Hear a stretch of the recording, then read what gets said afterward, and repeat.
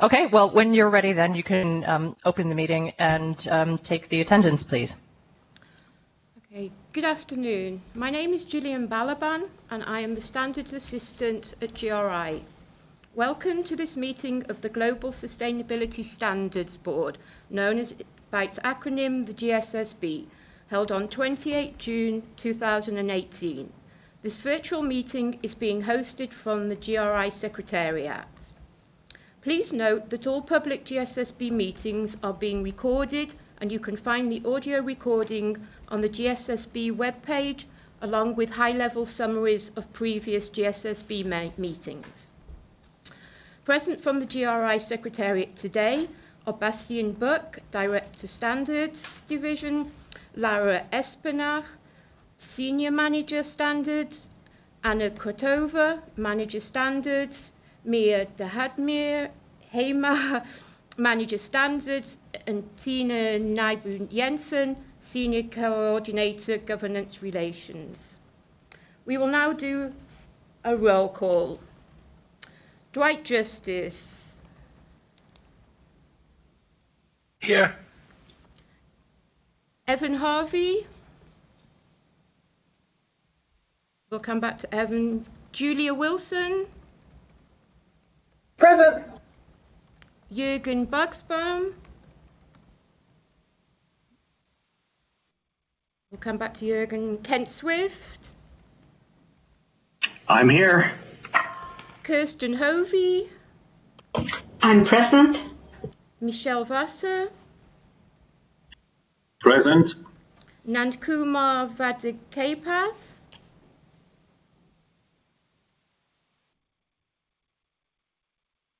Present. Thank you. Hello, can you hear me? Yes, Nandkumar, thank you. Robin I'm Lees- present, thank you. Robin Leeson. Yes, present. Suleima Pioli. Present. Tung Lee Mo. Present. And GSSB Chair Judy Kuszewski. Hello, I'm here. Thank you, everyone. GSSB member Vincent Kong will join later, and member Attila Yekikaya sends his apologies. I will now hand to the Chair, Judy Kuszewski, to open this meeting. Thank you very much, Gillian. May I just confirm that we have a quorum of members present? Yes, we do. Thank you very much. That's great.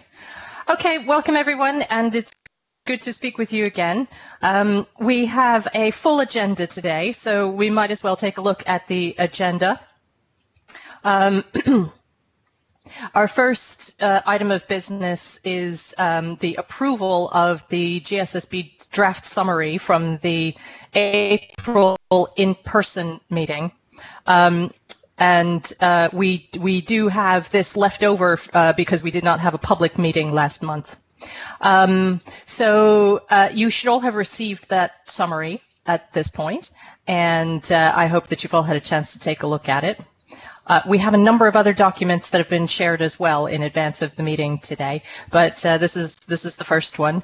Do we have any discussion of the outputs or the record from the 11th to 12th of April in-person meeting that anyone would like to share? Okay, hearing none.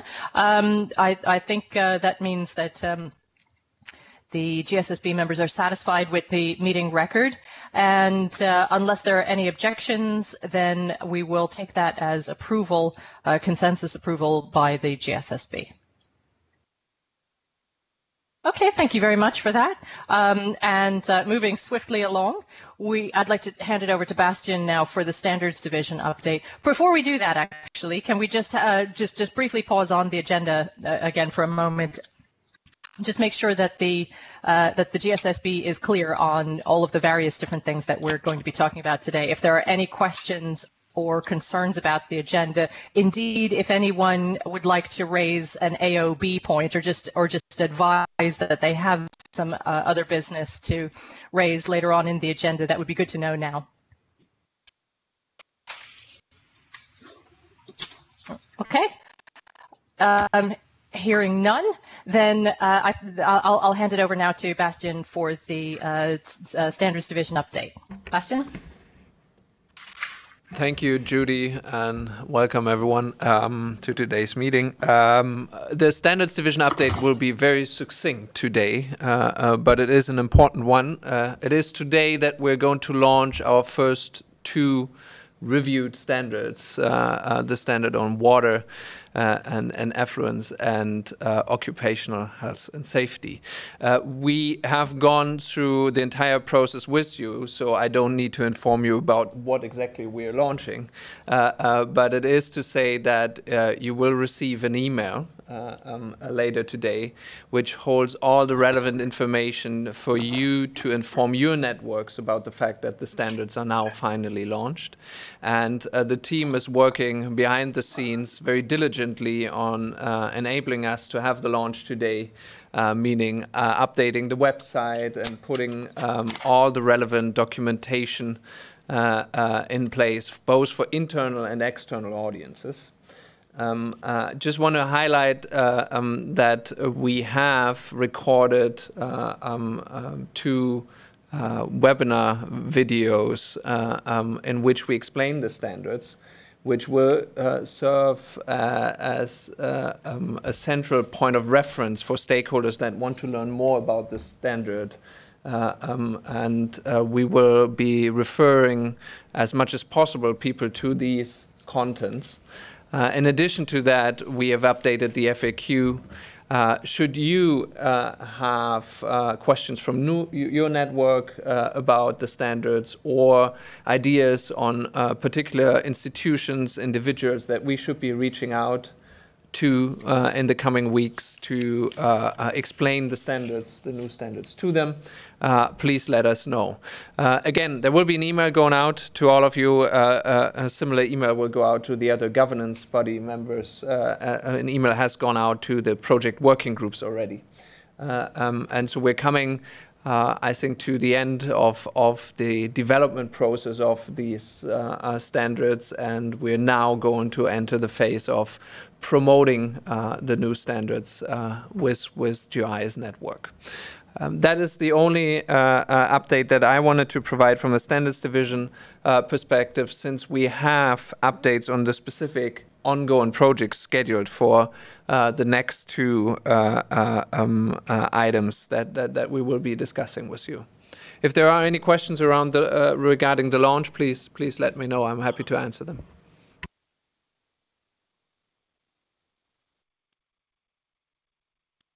Are there any questions for Bastian from members? Okay, I think that's all very straightforward, Bastian. We've had lots of briefing and discussion up to this point, so good to know that there aren't any there's no confusion at this point as to what's going on with those 2. Can I say on the record, on behalf of the GSSB, how grateful we are to the Standards Division and to all of the colleagues who participated in the process of creating the 2 new standards. We know that there was a lot of effort involved in making those happen. We're looking forward to the public response to it and to engaging with reporters using these standards in the future.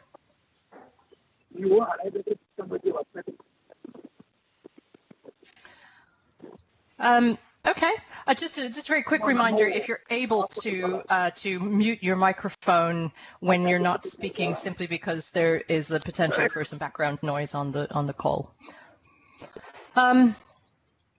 Next up on our agenda is the update from Laura and Mia on the project to review the human rights related standards and disclosure on tax and payments to governments. These are 2 technical committees that are now up and running, as you know. Which one of you would like to talk us through these first? Hi, Judy. This is Laura Spinac. I will kick this off with the update on the human rights related standards. Okay, so first, just a quick recap on the objectives for this project. The objective of this project is to review the whole set of GRI human rights related standards to bring them more in line with key instruments in this area, namely the UN Guiding Principles on Business and Human Rights, but also other instruments of the UN, the ILO, and the OECD. And to also update the range of topic-specific standards and disclosures on human rights to ensure that they reflect current best practice.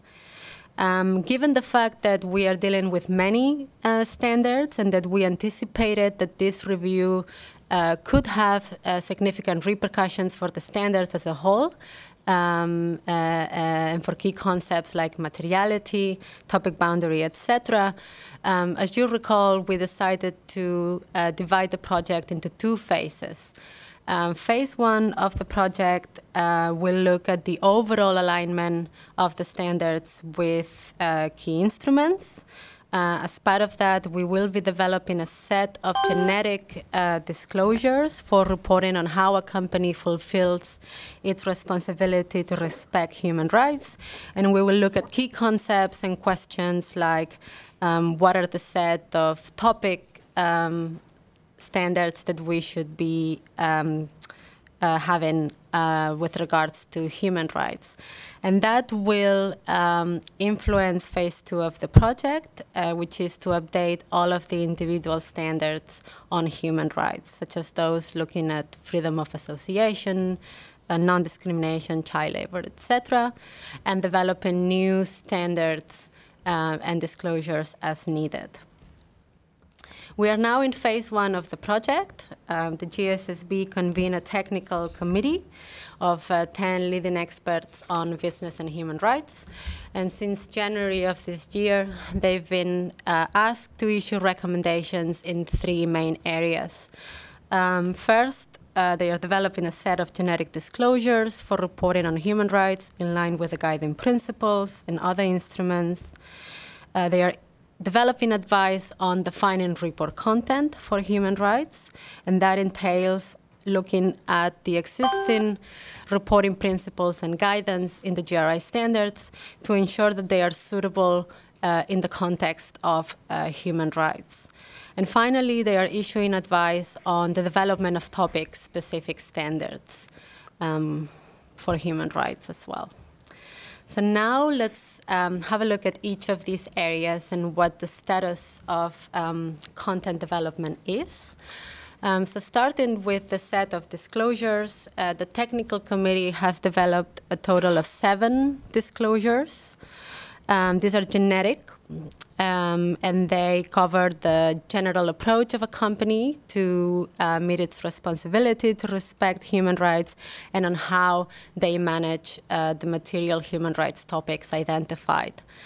So they've developed 5 general disclosures, which they recommend should be reported by all companies reporting in accordance with the GRI standards. So these are likely to be included or recommended to be included in GRI 102, the General Disclosures Standard. And they cover the following items. The company's policy commitment to respect human rights, the embedding of that commitment, the approach to stakeholder engagement with regards to human rights, the remediation processes and grievance mechanisms, and the identification and statement of the material human rights topics. There is some overlap with some of the existing content in GRI 102, the General Disclosure Standard. So that's one of the things we will be looking into in the next steps of the project. Next to this, the committee has developed 2 disclosures on the management of the material human rights related topics. And that includes 1 disclosure on the description of the impacts relevant to the material topic. That also includes suggested revision to the existing disclosure and concept of topic boundary. That concept was originally based on the UN Guiding Principles, and the committee has made a number of recommendations to ensure that this is practical for companies to report and elicits relevant information from companies. And one disclosure on the prevention, mitigation, and remediation of negative human rights impacts. Here as well, there is some overlap with the GRI 103 management approach standard. So we will be looking into that over the next steps of the project. At the moment, we see that there's an opportunity to perhaps update the management approach standard to ensure that it aligns more closely with what's understood to be the global standard of responsible business conduct and impact management, which is due diligence. So we will be looking into mocking up a revised version of 103 with the input provided by the committee, and that will be one of the inputs to your meeting in September. In the area of defining report content for human rights, the committee is recommending the GSSB to revise the reporting principles for defining report content so that they align more closely with the expectations formulated in the guiding principles and other instruments. For example, they are recommending to revise the definition of significant impact so that it covers the dimensions of severity and likelihood of an impact, with severity being defined as the scale, scope, and irremediable character of an impact. They're recommending to emphasize even more the focus on risks to people and the identification and assessment of potential impacts, and this is particularly important in the field of human rights. And the committee has flagged that current practice is still very much focused on looking at the risks to the business and on assessing past instances or incidents. Within that, they are also recommending to give much more emphasis to business relationships and impacts that directly linked through those relationships, and to integrate more clearly the perspectives of affected stakeholders in the identification and assessment of material topics. They're also recommending to revise the illustrative materiality matrix included in the standards to clarify that impact should be the primary consideration when determining the material topics. And that's based on a concern that currently companies are only identifying material topics when the two dimensions of the principle rank highly in that matrix. And from a human rights perspective, that needs to be clarified. Beyond that, the committee has also discussed the concept of salience, which is a concept increasingly used in this space and has many linkages or interconnections with materiality. So that's currently under discussion. There are different interpretations or understandings of what salience means and how that can be translated into a reporting concept for the standards. So more discussion is needed in this space before we can bring a more concrete recommendation to you. And finally, on the development of topic-specific standards, the committee is recommending to withdraw GRI 412, the Human Rights Assessment Standard, given that the content that the committee is developing will be replacing the contents in that standard. But beyond this, there's very little consensus as to, first of all, whether do we need any topic-specific standards on human rights at all, given that we have this genetic component which can be applied to any human rights topic. And if we were to have any topic-specific standards, also very little consensus on what are the topics that we should be covering. So the committee is very much divided on this issue. there are concerns with the risks associated to having topic-specific standards for some human rights, but not for all, and how that will be understood by companies as whether there is a hierarchy of rights. Although it is acknowledged that removing some of the existing standards that we have on human rights will be equally challenging. There seems to be some agreement, though, that is emerging on perhaps covering a limited number of cross-cutting enabling rights in the mandatory general disclosures, very much like we do at the moment with collective bargaining. So in addition to that, they've suggested that freedom of association, non-discrimination, or privacy are so cross-cutting and they are enabling rights for so many other human rights that they should there would be merit in covering those in the mandatory general disclosures. However, agreeing on the set of rights to be covered through mandatory general disclosures is equally challenging. So more discussion needs to happen here as well. So that's in a nutshell the current status of the content development and recommendations. In terms of next steps, there is further work we need to do over the next few months together with the committee to develop this further. In parallel, over the next couple of months, we will be conducting a field test or peer review. So that will be an informal consultation, particularly with businesses and investors, who are two constituencies that the GSSB highlighted as particularly relevant and then underrepresented in the committee. And we will be targeting as well experts and stakeholders in regions that are not so well represented within the committee, in particular Asia and Latin America. So if you have any suggestions for experts or stakeholders in those categories, please let us know, and we are happy to reach out to them in the coming weeks. So in September, we will aim to share the draft recommendations of the committee with the GSSB ahead of the in-person meeting. We will be sharing the draft recommendations as they stand at that point in time. There are probably some areas that will require further work beyond September, but nevertheless, we want to share what we have at that point with you and seek any advice from the GSSB on how to move that forward.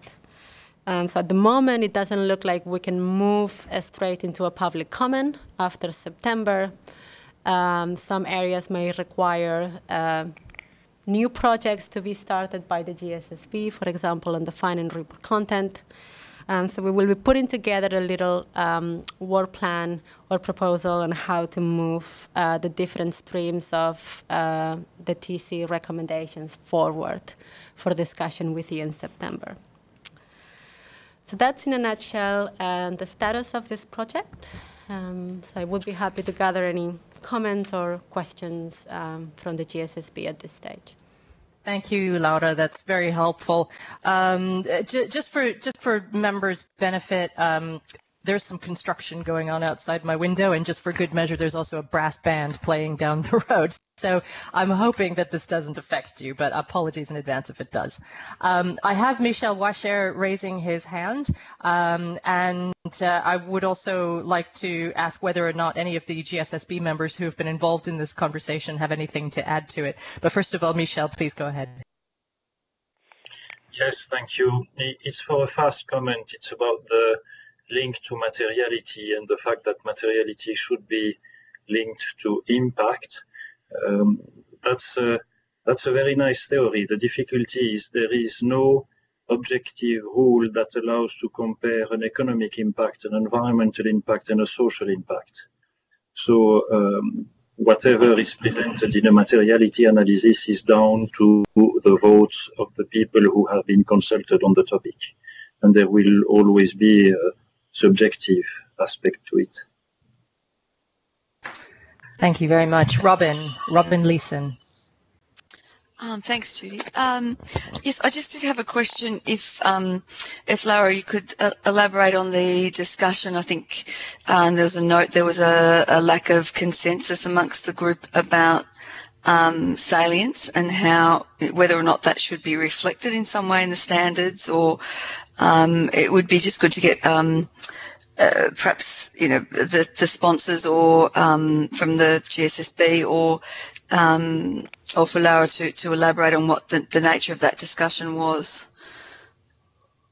Sure, thank you, Robin. So the discussion at the moment is there are two interpretations of the concept of salience. One is the salient issues are those that have been prioritized by the company for action based on severity. The severity of those impacts primarily. The second interpretation is that the salient issues are those that are inherently relevant for a company, given its sector, location, types of activities, etc. Now, those who were involved in the development of the concept of salience, which is not the concept used in the guiding principles themselves, but a concept used in the interpretative guide, have confirmed that the intent originally behind salience was the former. So those issues that have been prioritized by a company for action based on severity. So there are two interpretations at the moment, but on what should be the scope of reporting, whether those that are inherently relevant for a company or only those that have been prioritized for action. But even then, the challenge as well is how to translate salient issues into the existing concepts in the GRI standards, given that prioritized for action has not been a criteria necessarily under the GRI standards for deciding what goes into a report or not. So that's a bit the status of the discussion, and maybe Dwight or Sulema want to add anything to this. Well, Laura, I think your summary of everything so far has been very comprehensive, and the only thing I could add on salience would just occupy the rest of the phone call. I think you've captured the main difference, and there are some implications of this for reporting and what a company should report, with the understanding, of course, you can't report everything. There has to be some kind of threshold, and that threshold is the word materiality. And so even if salience were material, it would only be a subset of what would be material, regardless of how you define salience. But I think you gave a good summary of where we are. I would only say that that I think that this might take a little longer than was originally planned, but I think we need to take the time to get it right. And the reason we need to take the time to get it right is A, human rights in themselves still constitute the main part of the social dimension of sustainable development and sustainability, like as in 90 to 98% of that dimension. And second of all, due diligence, which is also related to this, has become the main expectation of what constitutes responsible business behavior in general by the two main instruments of this right now, the OECD guidelines and the guiding principles for business and human rights. So we need to get due diligence and how that should be reported correctly, and we need to get human rights correct. And so if it takes a little longer than our schedule, I think we should take that time.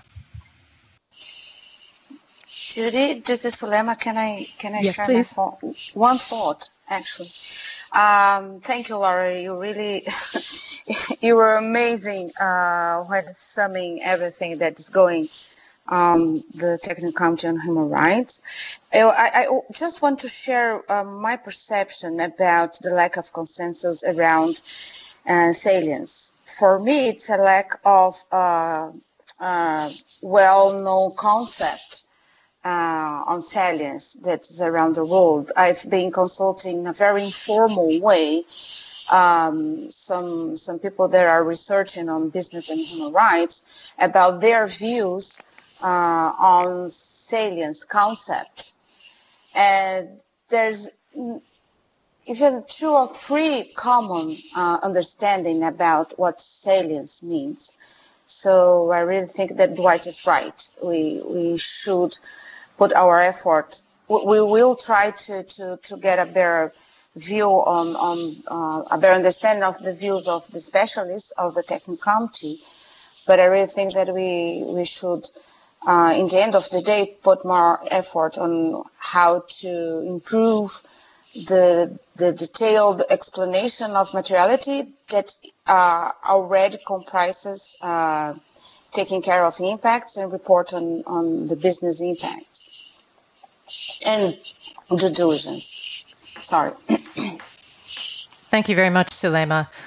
From my own part, I share the sort of consternation around the materiality concept, an issue which is obviously a complex concept and one that not only we as a body, but obviously everybody who struggles with sustainability reporting thinks about quite a lot. In my own view, I think there's at least as much difficulty that persists because of the kind of ongoing dominance of the materiality matrix as the model for representing materiality as in the concept itself. I personally think that we ought to think very carefully about the materiality principle more broadly in GRI, but really challenge ourselves to get beyond the very simplistic model that has been created, which is the matrix. I don't think it helps people very much, and I think it leads to unnecessary false dichotomies and to unhelpful decision making by popularity contest in a way. I think that might be a wider conversation for another day. May I also, Laura, I can pick up on what you mentioned about timing and the fact that, as Dwight mentioned, we need to take some time to get this right. I obviously completely agree with that. It seems to me that even if we are behind the schedule, as it were, with respect to issuing public documents for public comment, I think it would really be worthwhile for us to talk to the GRI communications team about doing some interim public communications around the status of these conversations, just so that there is a bit of transparency around it and we're able to speak intelligently and engage people, engage stakeholders in the fact that we have some talks under discussion along the way, even before we're able to report some of the outputs of that. Does anybody else have a comment or a question?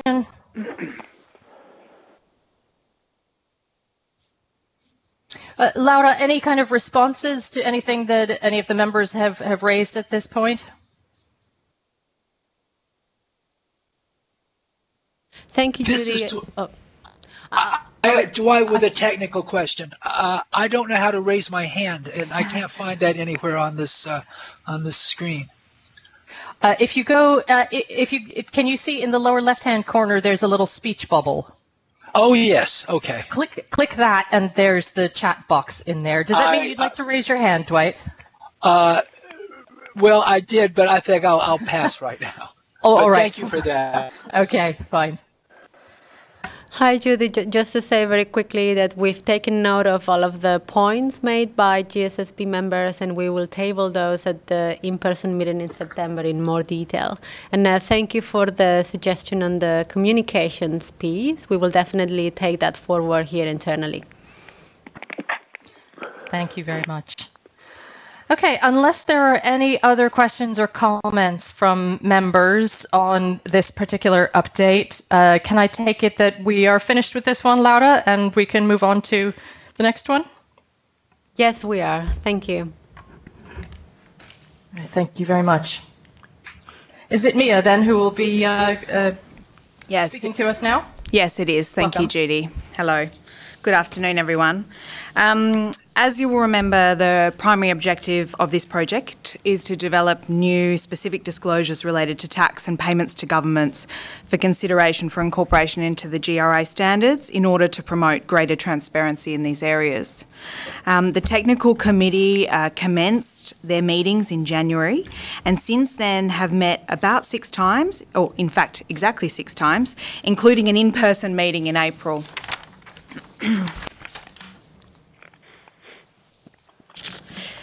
The technical committee have confirmed that there is indeed a need for increased transparency and comprehensive public reporting on taxes and payments to governments. Given this, though it was unclear at the beginning of the project what the ultimate outcome would be, the technical committee has actually developed a draft standalone topic-specific standard focused on taxes and payments to governments for recommendation to the GSSB. The draft disclosures that have been developed include a number of targeted management approach disclosures, as well as topic-specific disclosures that require country-by-country reporting of business activity, financial data and taxes paid. Before I get into more detail on some of these disclosures, as a final as a final status update, I just wanted to bring to your attention that one member of the technical committee from the business constituency has resigned partway through the process. This was on the basis that broadly he was not aligned with the direction of the draft standard being developed. We have offered that member the opportunity to formally document his decision for submission to the GSSB, but as yet he has not done so, but we will obviously keep you updated.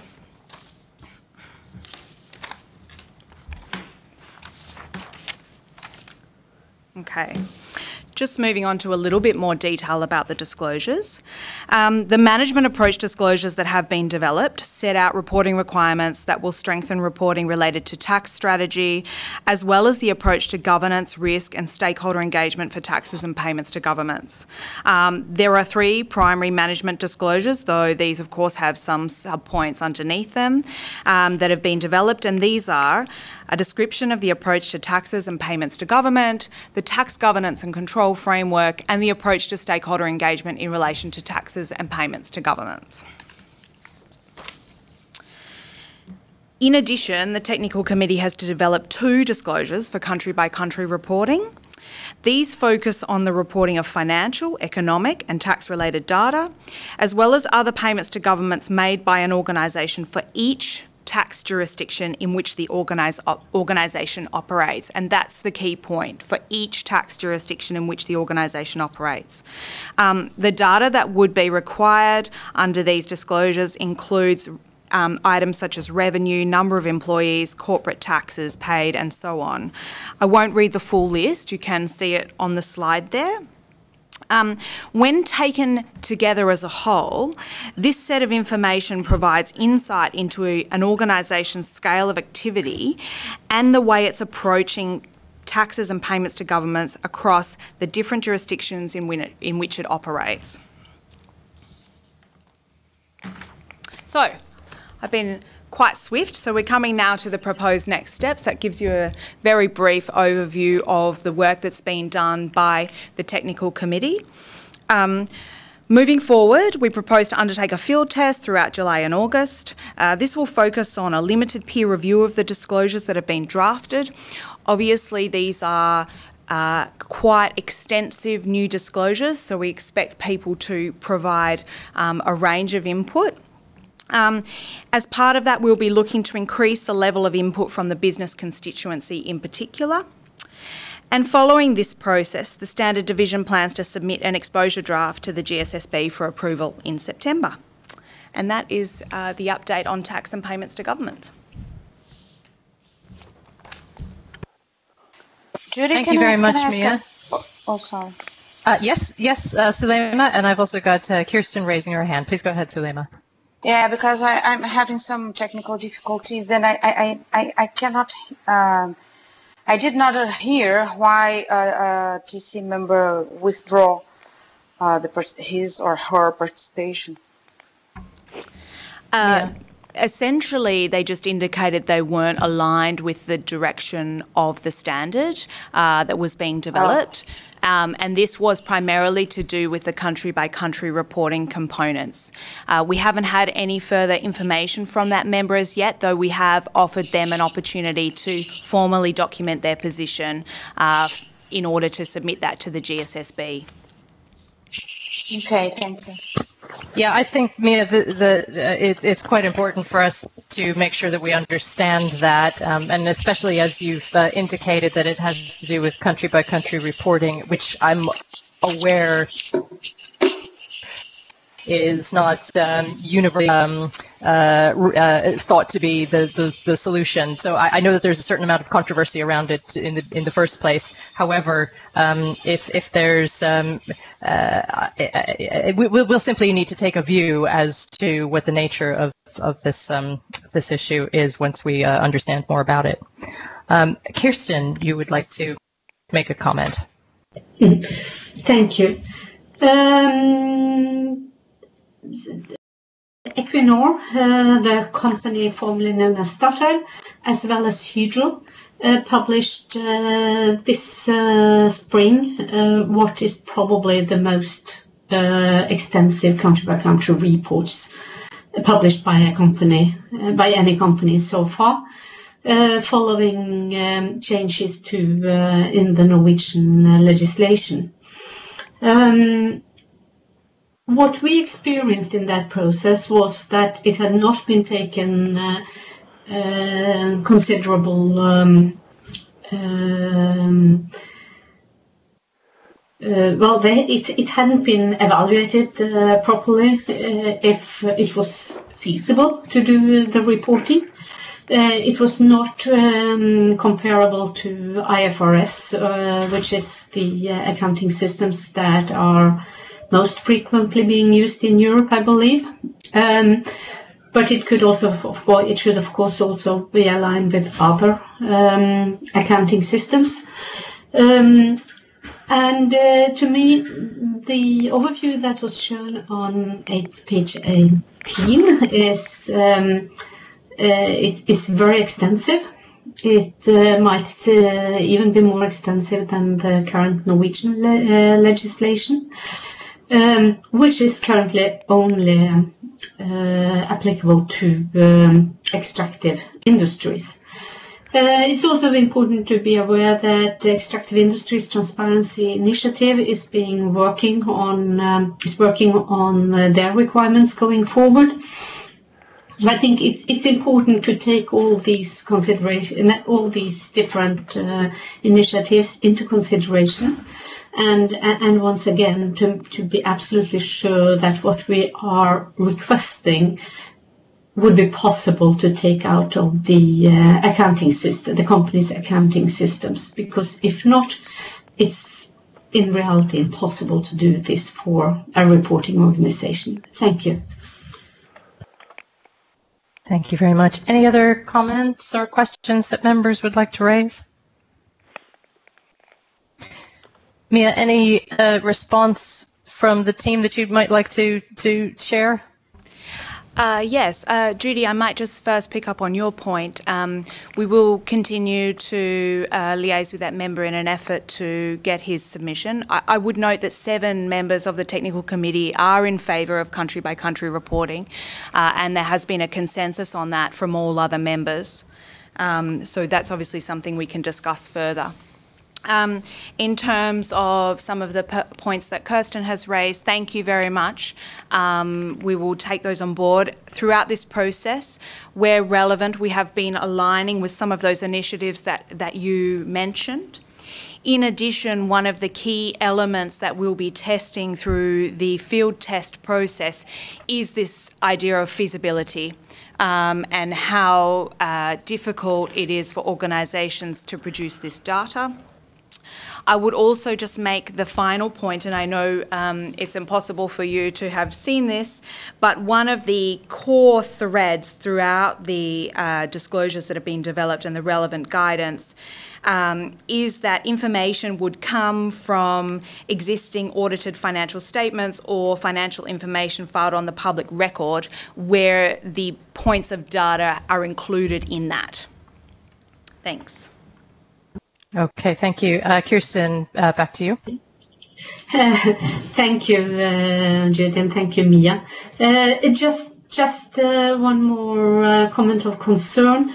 That is also a prerequisite in the Norwegian legislation that the information should be taken from the audited financial statements, but it is being asked in a way with definitions or lack of definitions, and with information that is not readily available in the consolidated financial statements.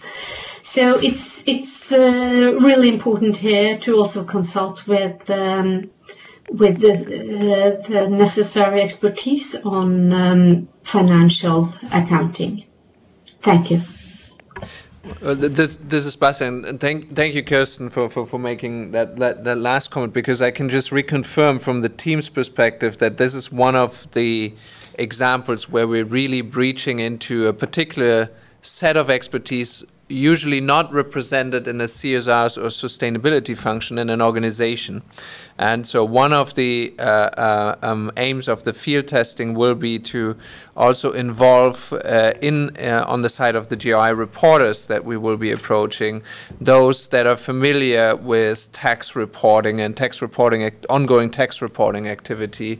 These stakeholders seem to be the right ones to speak to the question of feasibility, and indeed also the question to what extent they can draw on information that they obtain in consolidating their statutory accounts, and that is an important point that the technical committee has highlighted time and time again during the process. Thank you. Kirsten? Thank you, Bastian. I really appreciate that, and if it would be of any help, I would be happy to share my experiences, or Hydro's experiences related to the country-by-country reporting in Norway with the relevant members of the Standards Department. Thank you for that, Alpha. That would be much help, and we'd love to take you up on that opportunity.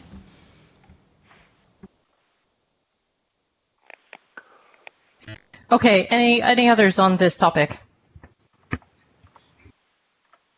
Okay, hearing none, thank you very much to Laura and Mia for both of these.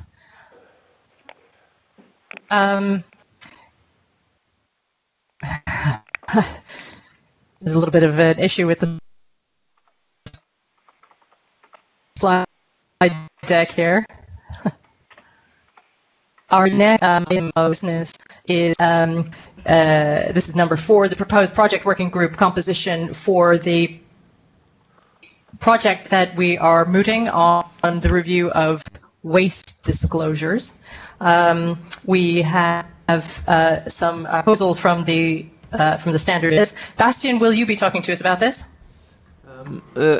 Anna will take this on. Anna has been driving the composition of, all the selection of experts for this committee, and she will be providing a status update. The only thing that I need to that's absolutely fine. Anna, please carry on.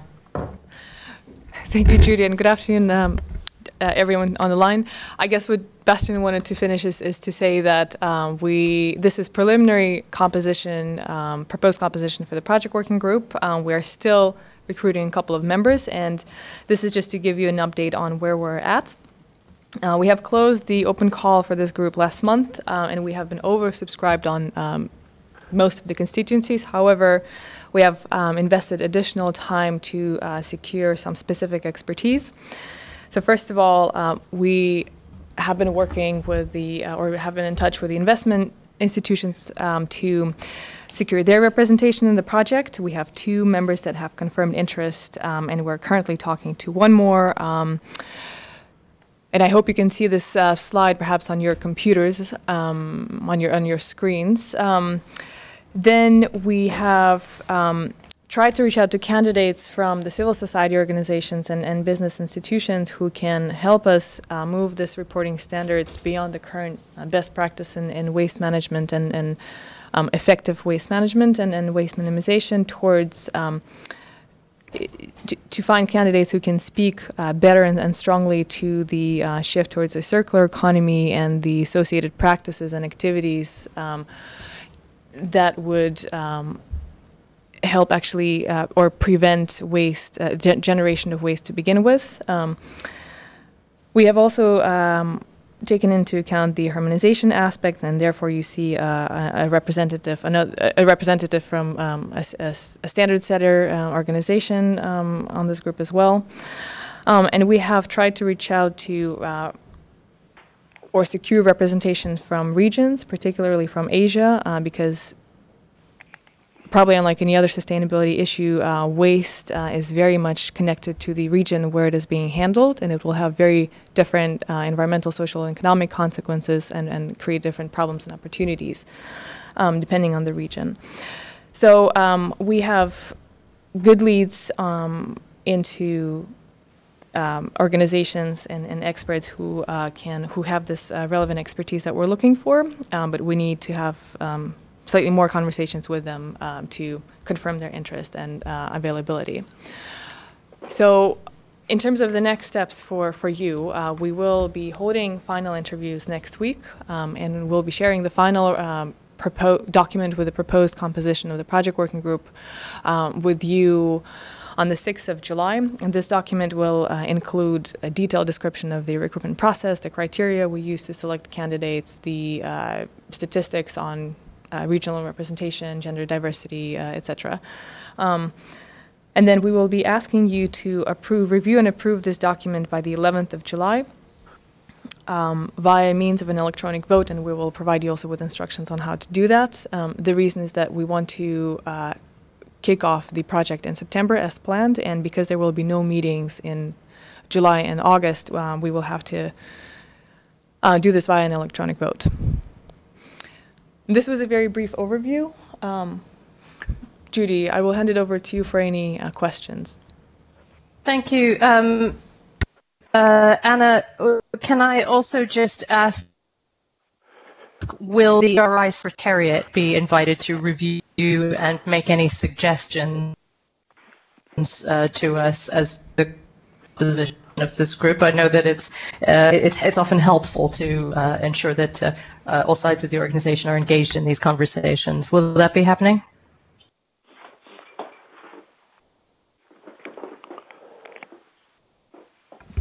Judy, just to confirm, is this about the GRI Secretariat or also all the governance bodies?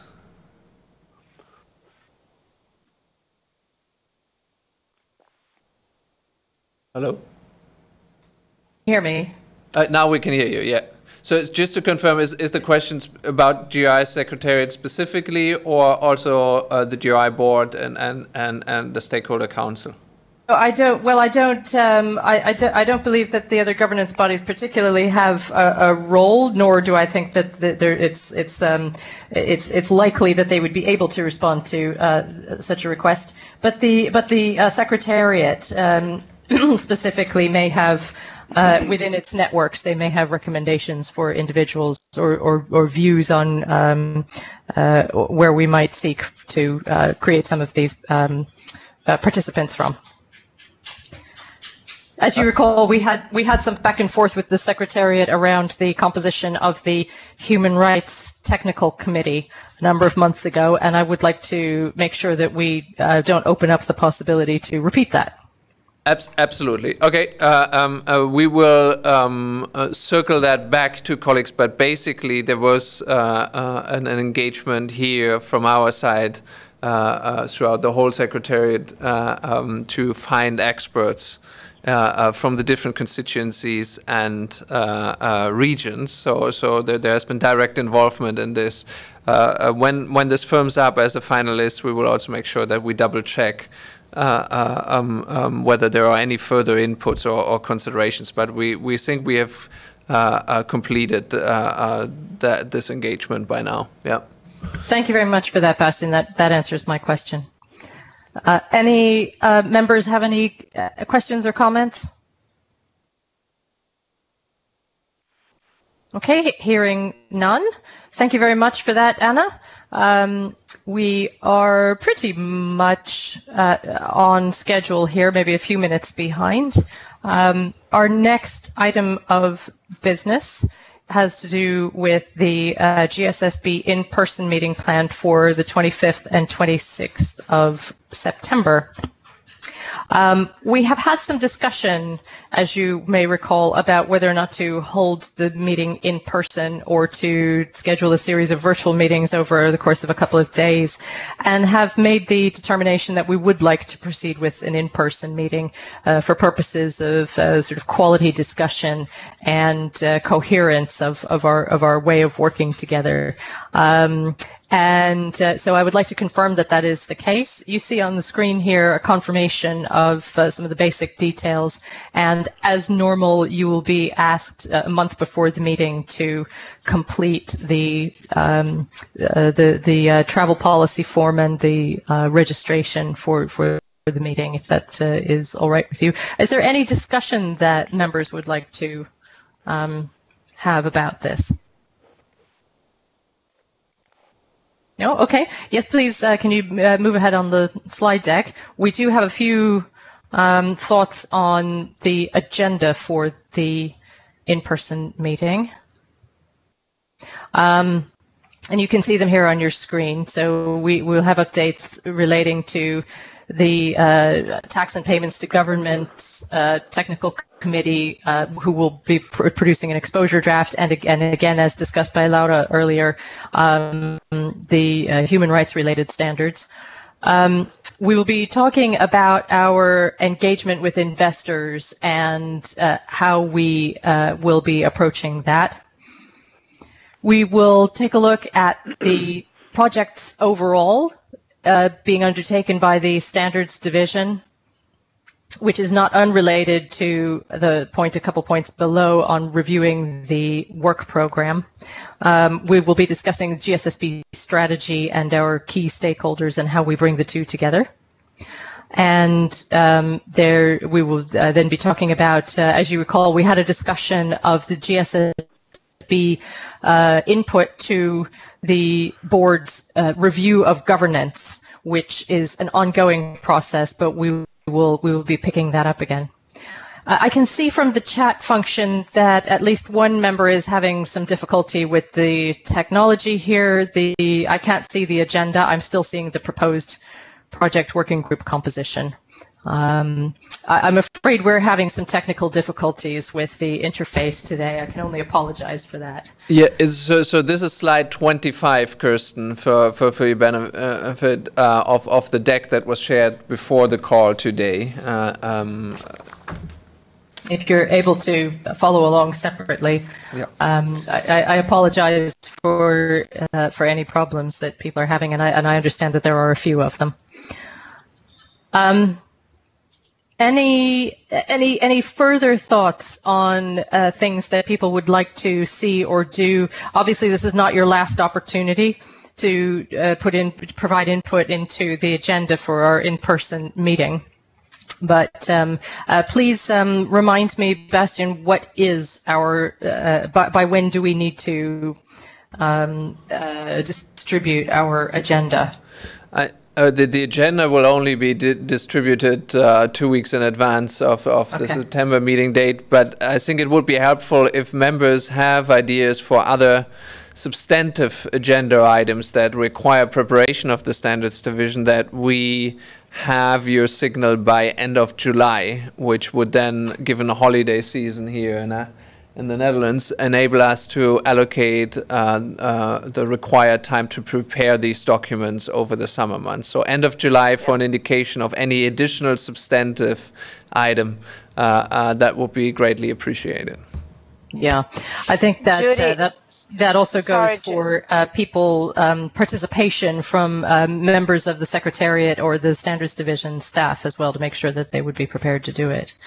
Sulema, yes, you have a sorry for I'm not getting the thing to raise my hand. That's why I'm interrupting. Sorry. If I may ask for a kind of a detailed update of the NET programs in advance of the in-person meeting, it would be very, very, very, very useful for me. I think many members would agree with you on that. We'll seek to have those conversations over the course of the coming weeks, and hopefully we will be able to have a good conversation about that in September. Okay, thank you. Any others?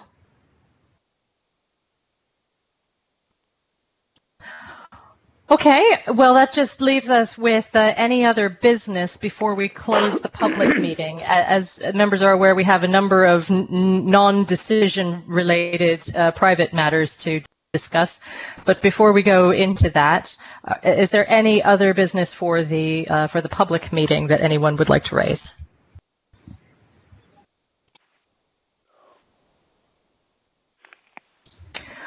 Hearing none, I believe that then concludes the public meeting. I'd like to thank everybody for your participation again today and for your efficient work through that agenda.